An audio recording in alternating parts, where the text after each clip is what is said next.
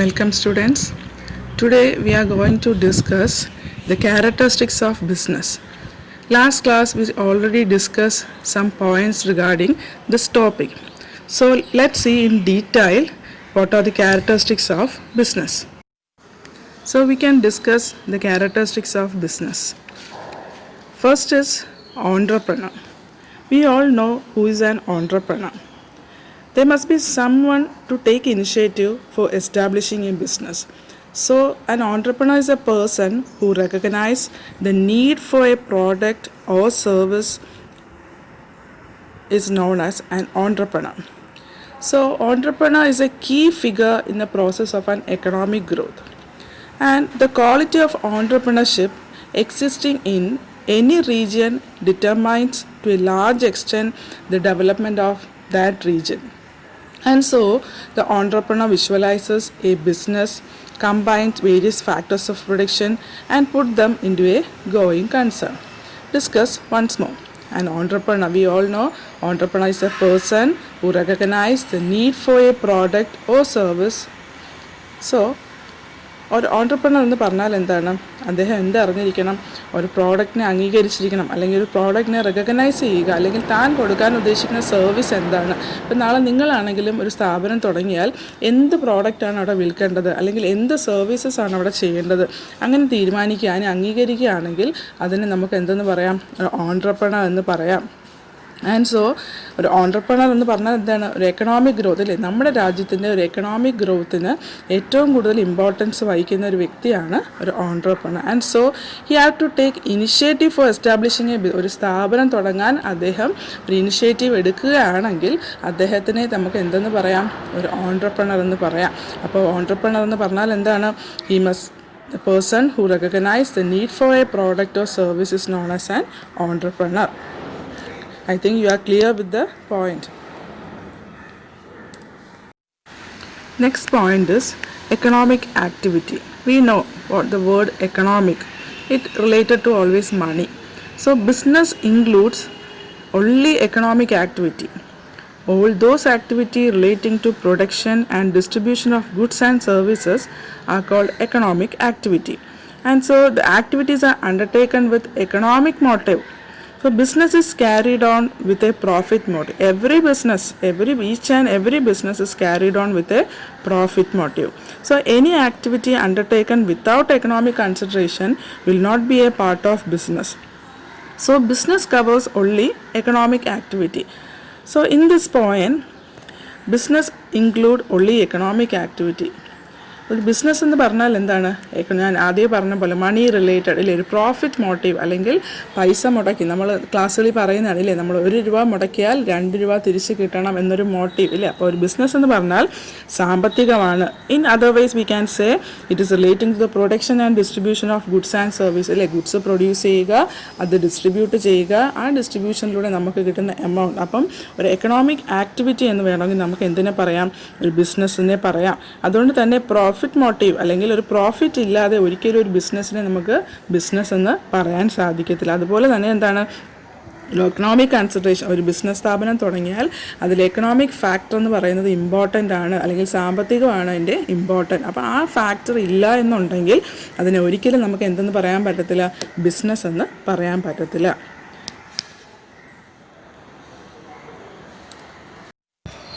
So the next point is exchange of goods and services. A business must involve exchange of goods and services. So the goods to be exchanged may be either produced or procured from other sources. And the exchange of goods and services is undertaken with profit motive. And we can hear an example. If a person cook his food at home, it is not business. But if a same person cook at a restaurant, it is business because he exchanged his services for money. Or the purchase of a goods by a retailer constitute business, while purchase of a goods by a consumer is not business.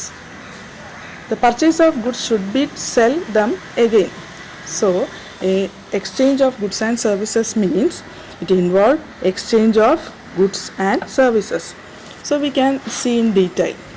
അല്ലേ? ഒരു business എന്ന് പറഞ്ഞാൽ എന്താണ്? Exchange of goods and services എന്ന് പറഞ്ഞാൽ എന്താണ്?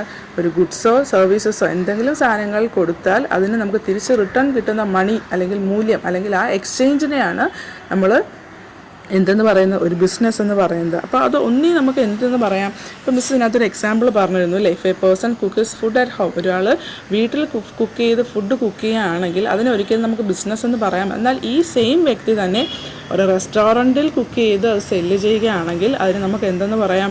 Business എന്ന് പറയാം. കാരണം എന്തുകൊണ്ടാണ്? ആ വ്യക്തിക്ക് ആ ഫുഡ് സെർവ് ചെയ്യുമ്പോൾ അവിടെ മണി കിട്ടുന്നു എന്ന് പറയാം. അതേപോലെ തന്നെ എക്സാമ്പിൾ പറഞ്ഞാൽ എന്താണ്? The purchase of goods by a retailer വാങ്ങിച്ചു, ഒരു റീറ്റെയിലർ ഗുഡ്സ് വാങ്ങിച്ച് വിൽക്കുകയാണെങ്കിൽ അതിന് നമുക്ക് എന്തെന്ന് പറയാം? ഒരു ബിസിനസ് എന്ന് പറയാം. എന്നാൽ purchase of goods by a consumer, ഒരു കൺസ്യൂമർ ആണ് അല്ലെങ്കിൽ ഒരു വ്യക്തി അല്ലെങ്കിൽ ഉപയോഗിക്കേണ്ട ആളൊരു ഗുഡ്സ് മേടിച്ചാൽ അതിന് നമുക്ക് എന്തെന്ന് പറയാൻ പറ്റത്തില്ല? ഒരു ബിസിനസ് എന്ന് പറയാൻ പറ്റത്തില്ല. കാരണം എന്തുകൊണ്ടാണ്? Should not be sell them again. അത് ഒരിക്കലും ആ വ്യക്തിക്ക് പർച്ചേസ് ചെയ്ത സാധനം പിന്നീട് വിൽക്കാൻ പറ്റത്തില്ല. കാരണം എന്താണ്? ആ വ്യക്തി ഉപയോഗിക്കാൻ വേണ്ടിയാണ് അത് മേടിക്കുന്നത്. അപ്പം exchange of goods and services നിങ്ങൾക്ക് മനസ്സിലായോ? ഒന്നുകൂടെ പറയാം. ഒരു exchange of goods and services എന്ന് പറഞ്ഞാൽ എന്താണ്? It must involve exchange of goods and services either B produced or procure from others. ഒന്നി നമ്മൾ തന്നെ പ്രൊഡ്യൂസ് ചെയ്യണം, അല്ലെങ്കിൽ വേറൊരിടത്തു നിന്ന് നമ്മൾ വാങ്ങിച്ച് നമ്മൾ വിൽക്കുകയാണെങ്കിൽ അതിന് നമുക്ക് എന്തെന്ന് പറയാം? Exchange of goods and services എന്ന് പറയാം. Next point is profit motive. We all know profit motive is an important element of business. So any activity undertaken without profit motive is not business. So a businessman tries to earn more and more profit out of his business activity. So the incentive of earning profit keeps a person in business and also necessary for continuity in the business. So the responsibility of business towards the society restrict a businessman from earning exorbitant profit, and so we can say a business activity will flourish more when business serves the society. So I explain once more. A profit motive is an important element in business. അറിയാലോ, ഏതൊരു business സ്ഥാപനം പൈസ മുടക്കി തുടങ്ങുന്ന ഏതൊരു സ്ഥാപനത്തിനും നമ്മളുടെ profit അത്യാവശ്യമാണ്, അല്ലെങ്കിൽ പ്രോഫിറ്റ് മോട്ടീവിന് വേണ്ടിയാണ് നമ്മൾ ആ ബിസിനസ് തുടങ്ങുന്നത്. അതുകൊണ്ട് തന്നെ എന്താണ്? പ്രോഫിറ്റ് ഇല്ലാത്ത ഒരു സംരംഭം അല്ലെങ്കിൽ ഒരു ബിസിനസ് കൺസേൺ നമുക്ക് ഒരിക്കലും പ്രയോജനപ്പെടുത്തില്ല, അല്ലെങ്കിൽ ആക്ടിവിറ്റിയാണ് വിത്തൗട്ട് പ്രോഫിറ്റ് മോട്ടീവ്. ഒരു ബിസിനസ് എന്ന് പറഞ്ഞാൽ അതിനകത്ത് എന്തുണ്ട്? ഞങ്ങൾ സർവീസാണ് ചെയ്യുന്നത് അന്നൊന്നും നമുക്ക് ഒരിക്കലും പറയാൻ പറ്റത്തില്ല. ഏതൊരു സർവീസ് സെൻറ്റർ ആണെങ്കിലും അവിടെ എന്തുണ്ടാവണം? ഒരു പ്രോഫിറ്റ് എന്ന് പറയുന്നൊരു ഫാക്ടർ അതിനകത്ത് ഒളിഞ്ഞിട്ടുണ്ടാവും. അതുകൊണ്ട് തന്നെ ഒരു ബിസിനസ്മാൻ ആണെങ്കിൽ എന്ത് ചെയ്യണം? ഏൺ മോർ ആൻഡ് ഒരു ബിസിനസ് ആക്ടിവിറ്റി തുടങ്ങിയാൽ അദ്ദേഹത്തിന് എന്ത് ചെയ്യാം? വീണ്ടും അതിനകത്ത് പ്രോഫിറ്റ് ഏൺ ചെയ്യാൻ പറ്റും. സോ ഒരു കണ്ടിന്യൂറ്റി ഇല്ലേ? ഒരു ബിസിനസ് എന്ന് പറയുമ്പോൾ എന്താണ്? പ്രോഫിറ്റ് ഉണ്ടെങ്കിൽ മാത്രമേ ആ ബിസിനസ്സിനൊരു കണ്ടിന്യൂറ്റി ഉള്ളൂ. അങ്ങനെയാണെങ്കിൽ A business activity will flourish more when the business serve the society. ഒരു സൊസൈറ്റിയിൽ ഒരു ബിസിനസ് സ്ഥാപനം നിൽക്കുകയാണെങ്കിൽ അതിനെ കൂടുതൽ നമുക്ക് എന്ത് ചെയ്യാം? ഇമ്പോർട്ടൻസ് കൊടുക്കാം.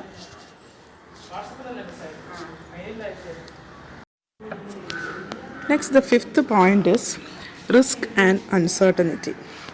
A business involves larger element of risk and uncertainty.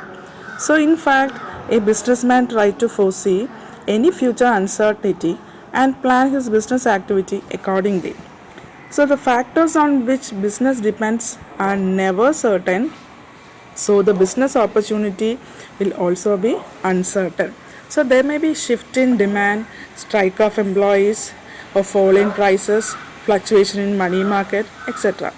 So in a businessman is able to foresee future uncertainty and is able to bear them, he will be successful. Otherwise, he may be forced out of business. So the risk element in business keeps a person vigilant and he tries to ward off his risk by executing his policy properly.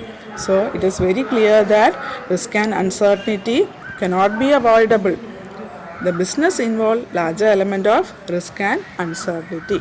അപ്പോൾ ഇതിനകത്ത് പറയുന്നത് എന്താണ്? ഒരു risk എന്ന് പറഞ്ഞാൽ എന്താണ്? അല്ലേ? ഒരു ബിസിനസ് തുടങ്ങിയാൽ അതിനകത്ത് ചില ഫ്യൂച്ചർ അൺസർട്ടനിറ്റീസ്, ഇപ്പോൾ നമുക്കാണെങ്കിൽ ഇന്ന് നമ്മൾ ഉള്ള ഈ പ്രോബ്ലം COVID-19 നമ്മൾ ഒരിക്കലും നമ്മൾ പ്രെഡിക്റ്റ് ചെയ്ത അല്ലെങ്കിൽ നമ്മൾ പ്രതീക്ഷിച്ച ഒരു ഫാക്റ്റ് അല്ല. അപ്പോൾ ഒരു അൺസർട്ടനിറ്റി, നമ്മുടെ ഫ്യൂച്ചർ എപ്പോഴും നമുക്ക് അൺസർട്ടൻ ആണ് അല്ലേ? അപ്പോൾ അതുപോലെയാണ് ബിസിനസ് എന്ന് പറയുമ്പോൾ എന്താണ്? നമ്മളൊരു ലാക്സോ ക്രോസോ ഒക്കെ മുടക്കി ഒരു സ്ഥാപനം തുടങ്ങിയാൽ അവിടെ എപ്പോഴും അൺസർട്ടനിറ്റി, ഫ്യൂച്ചർ എന്താണെന്ന് ഒരിക്കലും നമുക്ക് പ്രെഡിക്റ്റ് ചെയ്യാൻ പറ്റത്തില്ല. പക്ഷേ എപ്പോഴും ചിന്തിക്കണം, ഒരു ബിസിനസ്മാൻ ആണെങ്കിൽ അദ്ദേഹം എന്ത് ചെയ്യണം? ഫ്യൂച്ചറിനെ പ്രെഡിക്റ്റ് ചെയ്യാൻ പറ്റണം, അല്ലെങ്കിൽ ആ അൺസർട്ടനിറ്റിയെ അദ്ദേഹം എന്ത് ചെയ്യണം? മുൻകൂട്ടി കാണാം. ഫ്യൂച്ചർ അൺസർട്ടനിറ്റീസ് മുൻകൂട്ടി കാണാനുള്ളൊരു കപ്പാസിറ്റി ഉണ്ടായിരിക്കണം. അപ്പോൾ ഒരു ബിസിനസ് എന്ന് പറയുമ്പോൾ അതിനകത്ത് ഈ അൺസർട്ടനിറ്റി എവിടെയൊക്കെ ആകാം? ചിലപ്പോൾ ഡിമാൻഡിൻ്റെ കേസിൽ, പ്രൊഡക്ഷനിലോ അല്ലെങ്കിൽ പ്രോഡക്ട്സിൻ്റെ കേസിലോ എംപ്ലോയീസിൻ്റെ കേസിലോ ഒക്കെ ഉള്ള ഡിമാൻഡ്സിൻ്റെ കേസുകളാവാം. അല്ലെന്നുണ്ടെങ്കിൽ നമുക്ക് പറയാവുന്ന എന്താണ്? എംപ്ലോയീസിൻ്റെ സ്ട്രൈക്ക്, പ്രതീക്ഷിക്കാതെ ഇൻഡസ്ട്രിയിൽ ഉണ്ടാകുന്ന സ്ട്രൈക്ക്. അപ്പോൾ എന്തെല്ലാം കാരണം നമ്മൾ HR പഠിച്ചിട്ടുണ്ട് സ്ട്രൈക്ക് വരാനുള്ള കാര്യങ്ങൾ എന്തൊക്കെയാണ്. അപ്പം പിന്നെ പറയുന്നത് എന്താണ്? Fall in prices. ഇപ്പോൾ ചിലപ്പം ഈ സാധനങ്ങളുടെ കമോഡിറ്റീസിൻ്റെ വില കൂടാനും താഴാനും അല്ലെങ്കിൽ ഇൻക്രീസ് ആൻഡ് ഡിക്രീസ് ഉണ്ടാവും. അപ്പോൾ അതിൻ്റെ പ്രോബ്ലംസ് ആവാം. അല്ലെങ്കിൽ ഫ്ലക്ച്വേഷൻ ഇൻ മണി മാർക്കറ്റ്. അറിയാമല്ലോ, നമുക്ക് തന്നെ അറിയാം.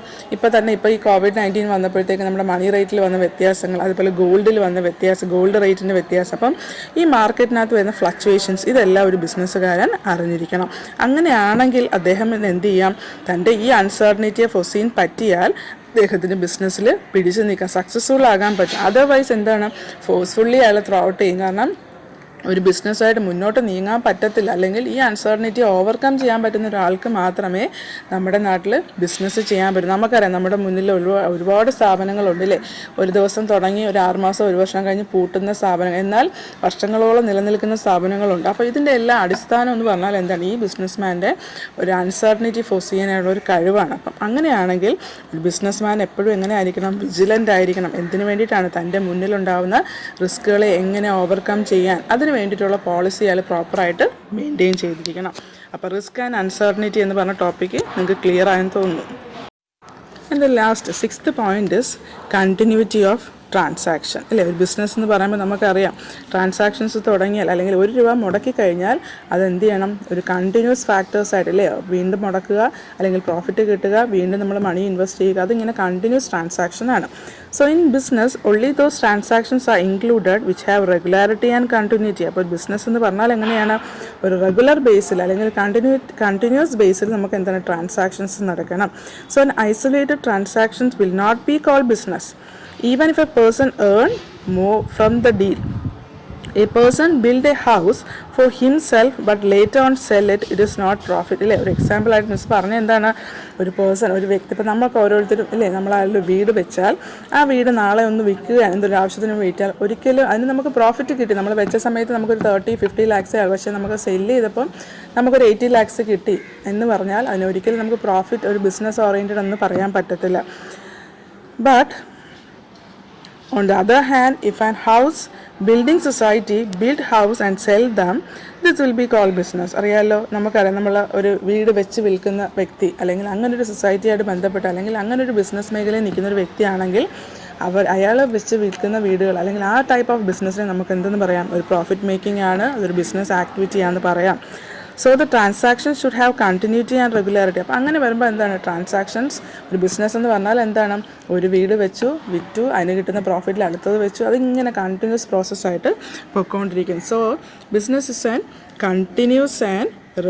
Continuous process. So otherwise it may not be a part of business. അപ്പോൾ ബിസിനസ് എന്ന് പറഞ്ഞാൽ എന്താണ്? കണ്ടിന്യൂറ്റി ഓഫ് ട്രാൻസാക്ഷൻസ് ഉണ്ടായിരിക്കണം. അപ്പം ഈ 6 points അല്ലേ. അപ്പം last class we are discuss 11 points regarding the business characteristics of business, but now we are discussing only the 6 points and the balance will be discussed by other class. Thank you.